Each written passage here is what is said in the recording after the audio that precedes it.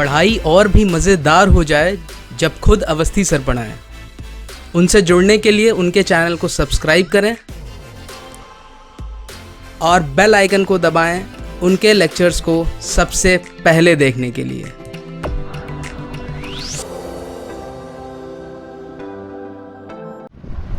Hello students, welcome back to the next lecture. आज से बच्चों हम लोग एक नया सब्जेक्ट स्टार्ट करने जा रहे हैं, that is communication engineering. The subject is in 4th semester of electronics and communication engineering students. Fine. जैसा कि मैं हमेशा कहता हूं, किसी भी टॉपिक को पढ़ने से पहले उसका फिजिकल सिग्निफिकेंस जानना बहुत जरूरी होता है। तो हमारे लिए ये जानना बहुत जरूरी है कि हम ये सब्जेक्ट पढ़ क्यों रहे हैं। तो देखो, जितने भी ईसी के स्टूडेंट्स हैं, आपकी ब्रांच है electronics and communication engineering. That means आपको आधे सब्जेक्ट्स ऐसे पढ़ने हैं जो कोर इलेक्ट्रॉनिक्स है, और आधे और मोर देन आधे सब्जेक्ट्स ऐसे पढ़ने हैं जो आपको कम्युनिकेशन से रिलेट कराएंगे। अब communication is the application part, ठीक है ना। इलेक्ट्रॉनिक्स में हम टूल्स पढ़ते हैं, बेसिक कॉन्सेप्ट्स पढ़ते हैं, और कम्युनिकेशन में हम उनका एप्लीकेशन पढ़ते हैं। देखिए, रियल वर्ल्ड में हमें कम्युनिकेशन से ही काम है। चाहे मैं जॉब्स की बात करूं, भाई इंजीनियरिंग करके जब आप जॉब्स करोगे तो वहां पर भी आप कम्युनिकेशन वाले जॉब्स ही करोगे। चाहे मैं रिसर्च की बात करूं, रिसर्च भी मैक्सिमम कम्युनिकेशन में ही हो रही है। तो as far as the physical significance and the application of the subject is concern, ये सब्जेक्ट आपके लिए अभी तक जितने भी सब्जेक्ट्स आपने पढ़े हैं उनमें से सबसे ज्यादा इंपॉर्टेंट है from your job point of view, ठीक है ना। आप में से जो लोग गेट करके एमटेक या पीएसयूज में जाना चाहते हैं उनके लिए भी कम्युनिकेशन इंजीनियरिंग बहुत इंपॉर्टेंट है। जो कोर में जाना चाहते हैं, रिसर्च करना चाहते हैं, उनके लिए भी बच्चों कम्युनिकेशन इंजीनियरिंग उतना ही इंपॉर्टेंट है, ठीक है ना। तो ये आपके सब्जेक्ट का फिजिकल सिग्निफिकेंस है। अब जैसा कि मैं हमेशा कहता हूं, हर सब्जेक्ट या हर टॉपिक को पढ़ने के कुछ प्री रिक्विजिट्स होते हैं। वैसे ही कम्युनिकेशन इंजीनियरिंग की जानकारी से पहले भी मुझे कुछ बेसिक चीजें पता होनी चाहिए। तो बच्चों, कम्युनिकेशन इंजीनियरिंग का बैकबोन है सिग्नल्स एंड सिस्टम्स, ठीक है ना। अगर आपको सिग्नल्स और सिस्टम्स की नॉलेज नहीं है तो आप कभी भी कम्युनिकेशन इंजीनियरिंग नहीं समझ सकते।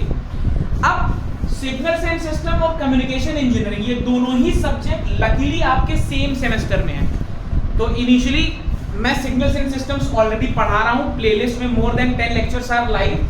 सिंस आप में से बहुत से लोगों ने रिक्वेस्ट की for communication engineering and it is a direct application of signal and system, तो I will be taking up communication engineering from today, ठीक है ना। अब अगर मैं एक नॉन टेक्निकल बंदे की बात करूं, एक लेमन लैंग्वेज में बात करूं और आपसे पूछूं कि भाई कम्युनिकेशन क्या है, तो सीधी सी बात है, कम्युनिकेशन का मतलब अपने विचार, अपनी बातें किसी दूसरे तक पहुंचाना। अगर एक नॉन टेक्निकल डेफिनेशन की बात करूं तो यही बताया जाएगा। बट इंजीनियरिंग सेंस में, टेक्निकल एस्पेक्ट में कम्युनिकेशन को हम कैसे डिफाइन करेंगे, ये हमारा आज का टॉपिक ऑफ डिस्कशन है।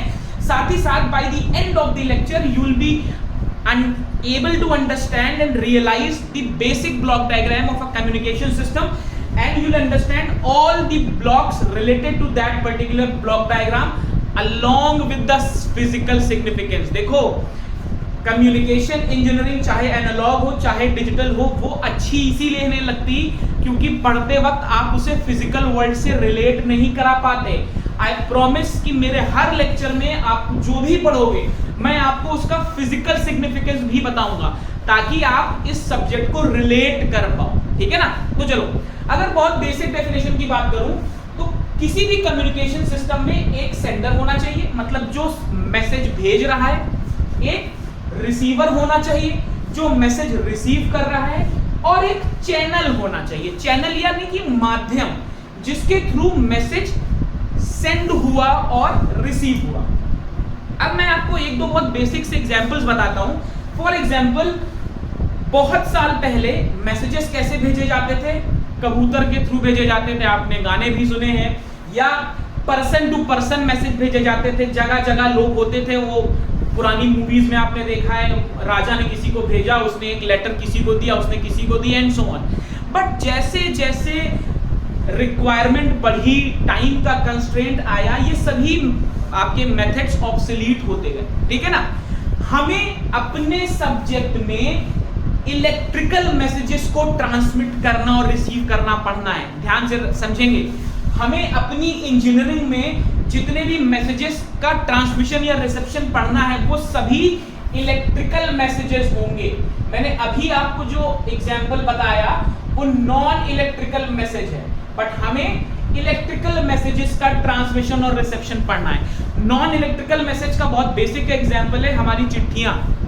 हमारा पोस्टमैन जो चिट्ठियां लाता है that is a non electrical message, but हमें वो नहीं पढ़ना, ठीक। हमें इलेक्ट्रिकल मैसेजेस का ट्रांसमिशन और रिसेप्शन पढ़ना है। फिर समय पढ़ा, एक और आपको एग्जांपल बता रहा हूं। जैसे आप सभी लोग टीवी देख रहे हो, टीवी पे न्यूज आ रही है, तो न्यूज में जो रिपोर्टर है, जैसे आजकल कोविड चल रहा है, रिपोर्टर आपको बता रहा है आज इतने केस आए, आज इतने केस आए, ऑक्सीजन की कमी है, ब्ला ब्ला ब्ला। ये एक और मेथड है कम्युनिकेशन का। यहाँ पर ट्रांसमीटर क्या है, आपका टीवी का बॉक्स, आपका एंकर मैसेज को ट्रांसमिट कर रहा है और आप मैसेज रिसीव कर रहे हो। तीसरा एक और मेथड है कि मैंने एक कंप्यूटर नेटवर्क बना दिया, राउटर्स लगा के मैंने एक सिस्टम बना दिया, वो सिस्टम आपस में कम्युनिकेट कर रहा है, ठीक है ना। तो अगर मैं कम्युनिकेशन के क्लासिफिकेशन की बात करूं बच्चों, तो इतने वेरीड मोड्स ऑफ कम्युनिकेशन है कि it is not possible to identify every mode of communication and have a separate block diagram for it।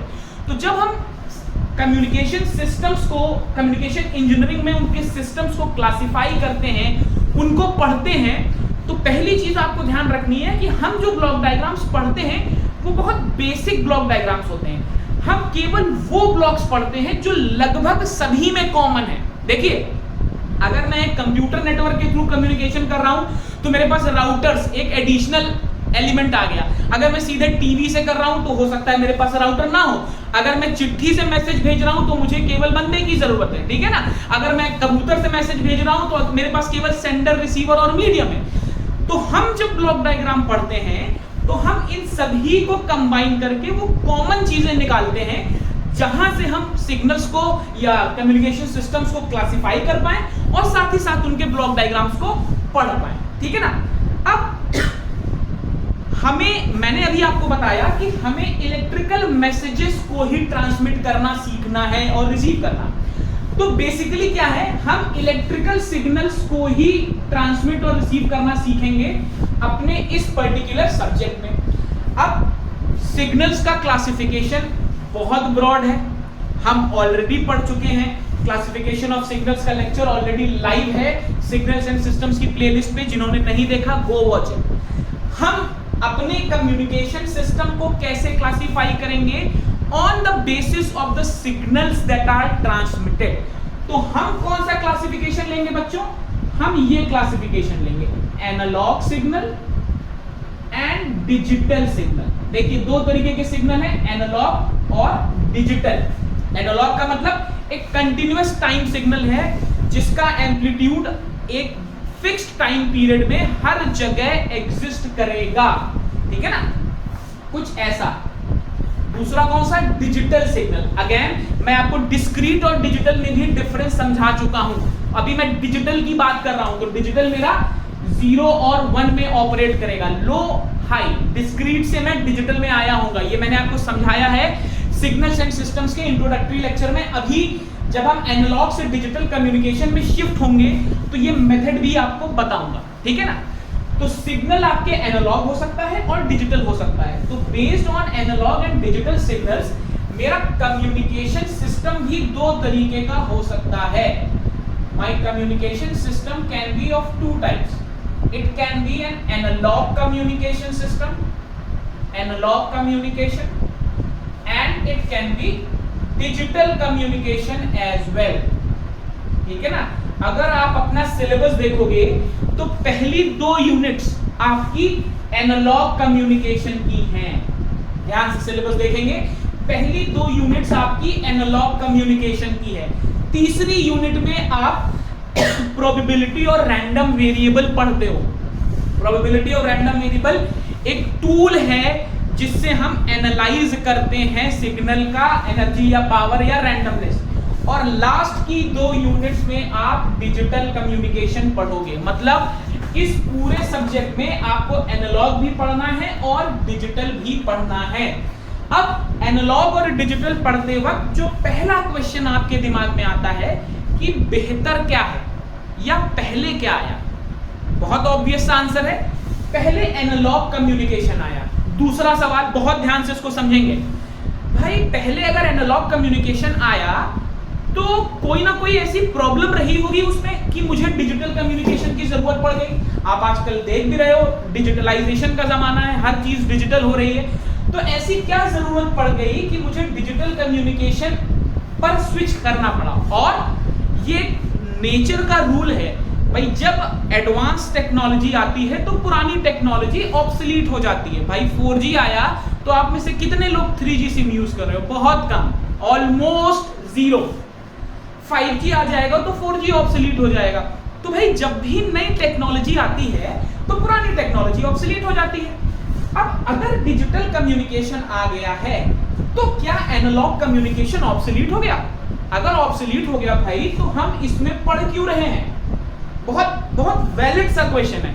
अगर एनालॉग कम्युनिकेशन ऑब्सोलीट है तो हम एनालॉग कम्युनिकेशन पढ़ क्यों रहे हैं? आप में से बहुत से लोग, बहुत से नेता टाइप बच्चे कहते हैं सर इसका फिजिकल सिग्निफिकेंस क्या है, पता नहीं क्यों पढ़ाते हैं, कभी यूज नहीं करते।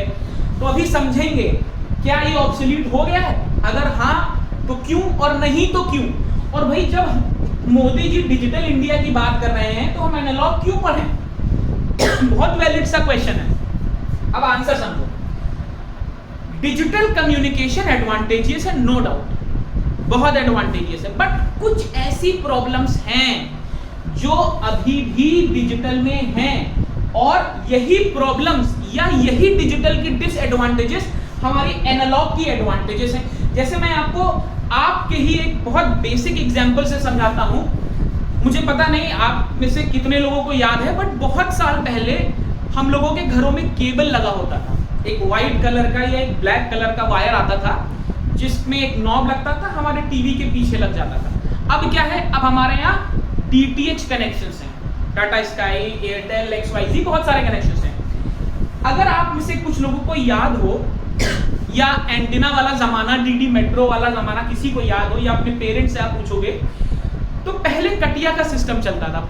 अगर बगल वाले घर में केबल लगा है तो हम अपने टीवी से वायर निकालते थे, लटकाते थे, इधर उधर डालते थे, कभी कभी कैच कर लेता था, ऐसा होता था। आप पूछेंगे, या हो सकता है आप में से कुछ लोगों ने ये देखा हो, वो टीवी में नॉब होता था, नॉब को ट्यून करके हम कोशिश करते थे कि हाँ थोड़ा बहुत ब्लर ही सही बट सिग्नल रिसीव हो जाए। अब देखो आज का सीन देखो, बहुत तेज बारिश हो रही है, आप अपना सेट टॉप बॉक्स खोलते हो, स्क्रीन पे आ जाता है bad signal, bad weather, no signal. मतलब जरा सा भी डिस्टॉर्शन है तो मुझे सिग्नल रिसीव नहीं हो रहा। एनालॉग में जाओ, एनालॉग में ऐसा नहीं था, आपके पास कनेक्शन तक नहीं है, फिर भी आप तार इधर उधर डाल के, एंटीना को घुमा के कुछ सिग्नल तो रिसीव कर रहे हो। मतलब एनालॉग कम्युनिकेशन में आपका जो सिग्नल टू नॉइज रेशियो है वो बहुत तेजी से नहीं गिरता। अब सिग्नल टू नॉइज रेशियो अभी धीरे धीरे आप सब समझोगे। सिग्नल टू नॉइज रेशियो और इसमें E/N रेशियो, ये दो परफॉर्मेंस पैरामीटर्स होते हैं, या इनको हम बोलते हैं फिगर ऑफ मेरिट। ये दो फिगर ऑफ मेरिट होते हैं। एनालॉग में हम SNR यूज करते हैं, ratio of signal to noise. भाई सिग्नल पावर और नॉइज पावर का रेशियो इंपॉर्टेंट होता है, यही मुझे बताता है कि कितना बेटर रिसेप्शन है।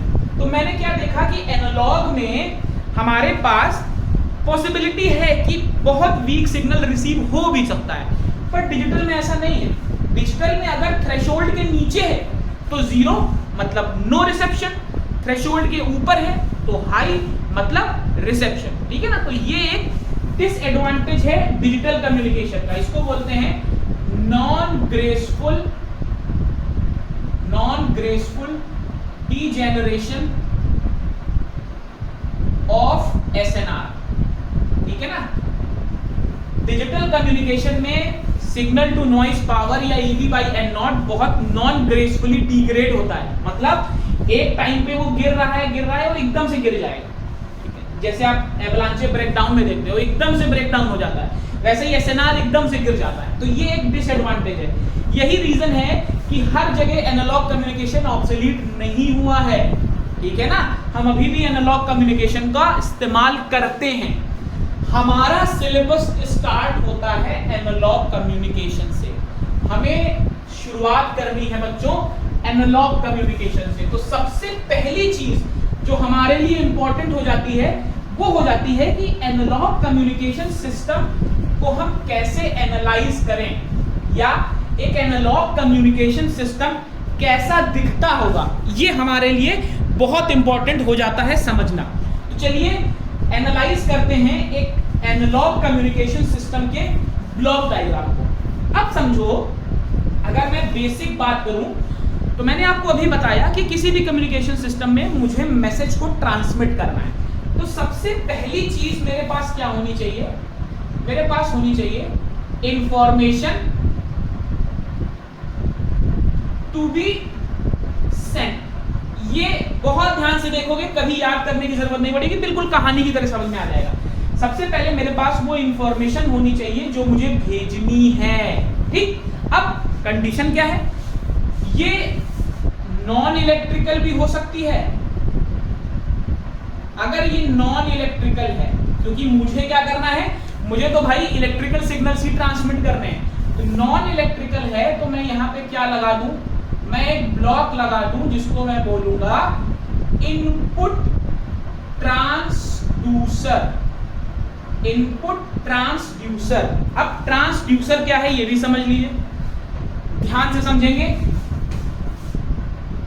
ट्रांसड्यूसर, ट्रांसड्यूसर एक ऐसा फंक्शनल ब्लॉक है या एक ऐसा डिवाइस है जो इलेक्ट्रिकल को non electrical and vice versa, electrical signal को,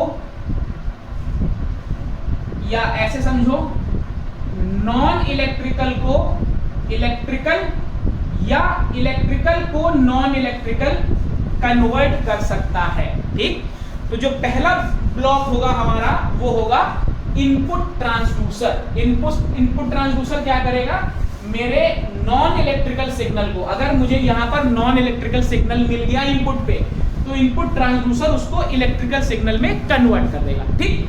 चलो भाई, अब नेक्स्ट हम आते हैं अपने अगले ब्लॉक पे। मेरा अगला ब्लॉक होगा ट्रांसमीटर।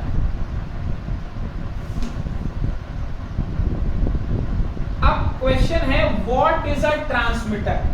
तो नाम से आपको पता चल रहा है एक ऐसा फंक्शनल ब्लॉक जो रिस्पॉन्सिबल होगा for the transmission of the signal.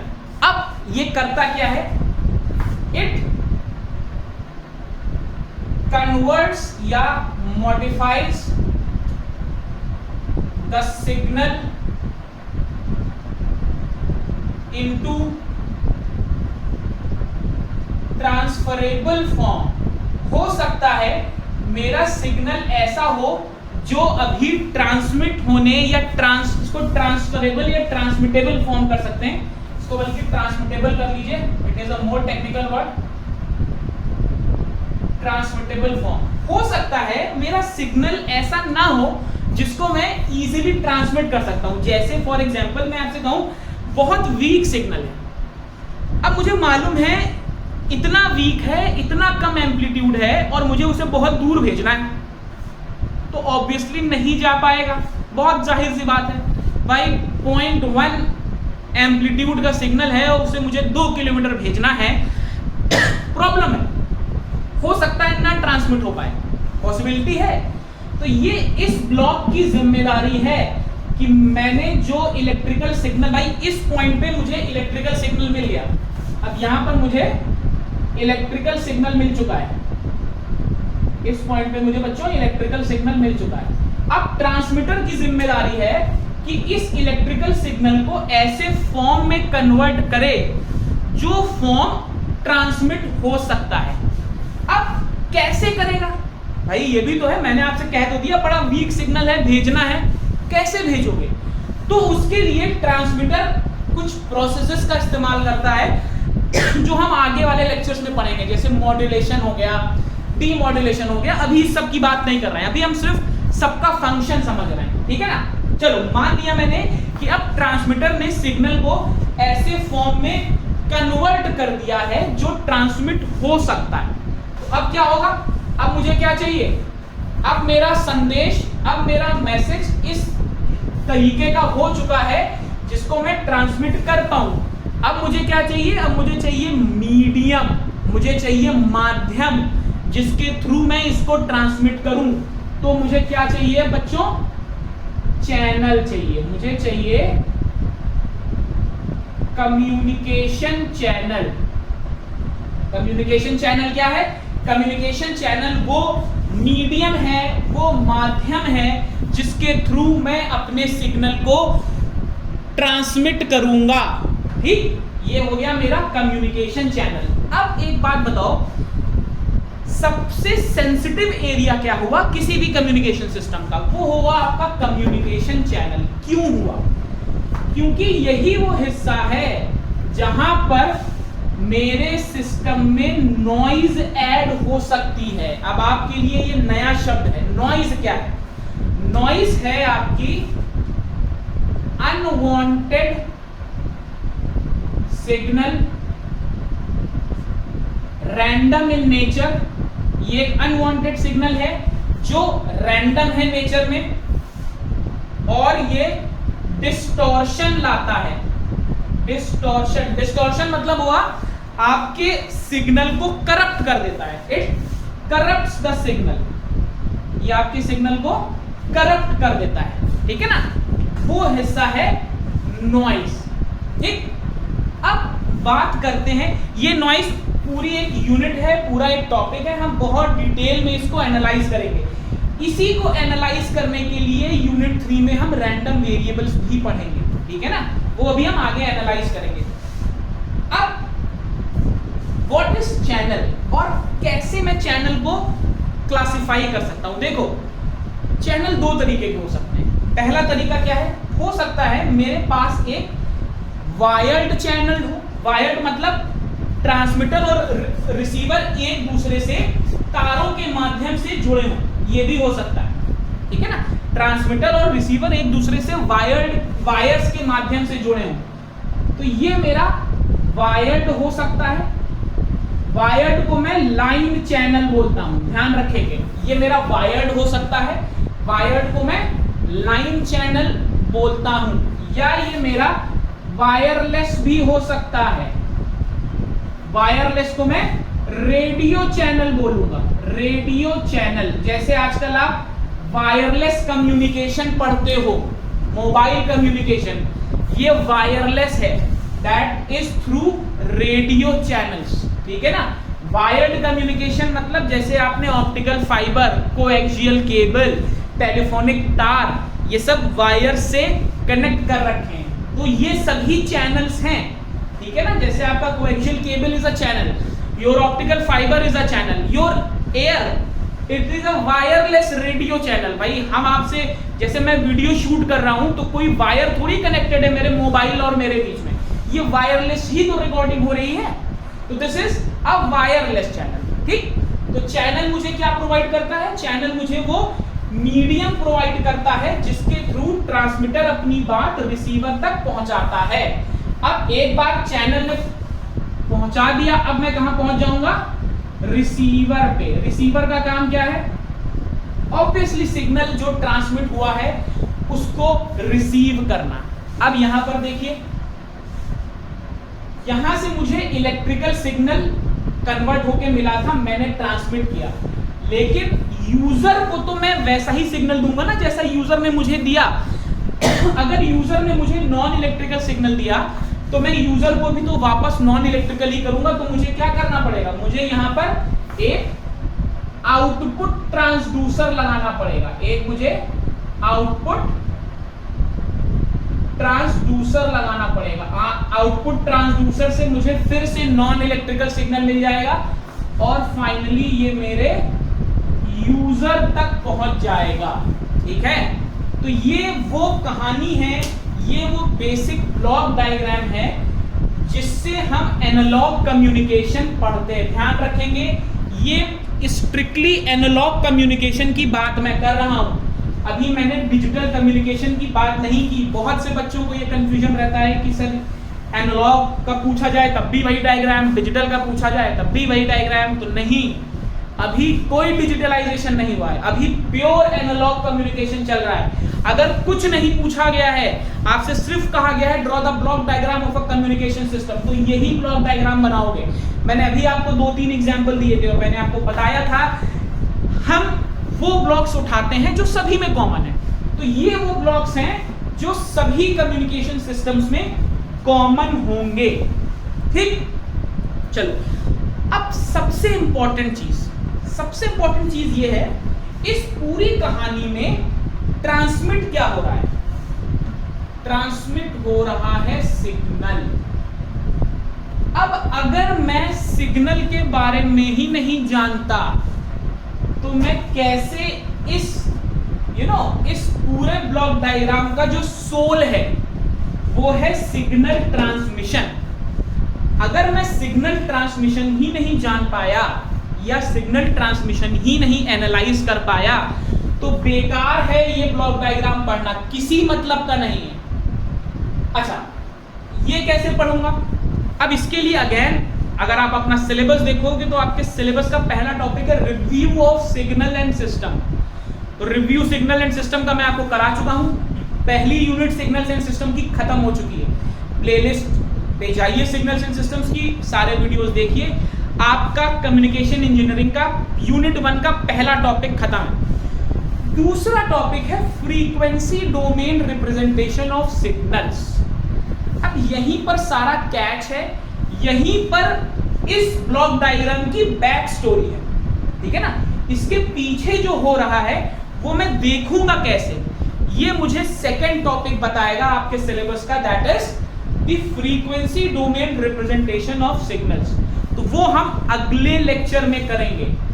मेरा जो नेक्स्ट लेक्चर होगा that will be the frequency domain representation of signals. अब इसके बाद टेक्निकली मुझे मॉड्यूलेशन बताना चाहिए, बट वो मैं नेक्स्ट टू नेक्स्ट लेक्चर में बताऊंगा, क्योंकि मेरा ये हमेशा से मानना है कि कम्युनिकेशन इंजीनियरिंग एक बहुत अच्छी मूवी की तरह है। अगर सभी एपिसोड्स इंटरकनेक्टेड होंगे तो मूवी ऑटोमेटिकली आपको इंगेजिंग लगेगी। तो एट टाइम्स हो सकता है ये प्लेलिस्ट रुक जाए, सिग्नल्स की ज्यादा तेज बढ़े, या कभी ये बढ़े सिग्नल रुक जाए। बाय द एंड आपको दोनों सब्जेक्ट्स पूरे मिलेंगे। जहां मुझे जिस चीज की जरूरत है मैं वहां पर वो चीज पढ़ाऊंगा। अब जैसे अगर मुझे फ्रीक्वेंसी डोमेन में फोरियर ट्रांसफॉर्म की जरूरत है तो मैं आपसे बोलूंगा कि फोरियर ट्रांसफॉर्म पढ़िए, नेटवर्क की प्लेलिस्ट में है, यही मैं अगले लेक्चर में बताने वाला हूं। ठीक है ना, चलिए बच्चों, आई होप आपको पहला इंट्रोडक्टरी लेक्चर इंगेजिंग लगा होगा। पहला लेक्चर हमेशा इंपॉर्टेंट होता है, यही आपका बेस सेट करता है, यही आपका सब्जेक्ट के लिए इंटरेस्ट जनरेट करता है। तो मैंने पूरी कोशिश की है कि आपको कम्युनिकेशन इंजीनियरिंग में इंटरेस्ट जनरेट हो जाए। अगर आपको ये लेक्चर अच्छा लगा तो प्लीज इसको लाइक करिए। अगर आपने चैनल को अभी तक सब्सक्राइब नहीं किया है तो उसको सब्सक्राइब करिए, वीडियोस को शेयर करिए, नेक्स्ट लेक्चर के लिए वेट करिए, और सबसे इंपॉर्टेंट अपने आप को स्वस्थ रखिए। Stay healthy, stay fit. Thank you.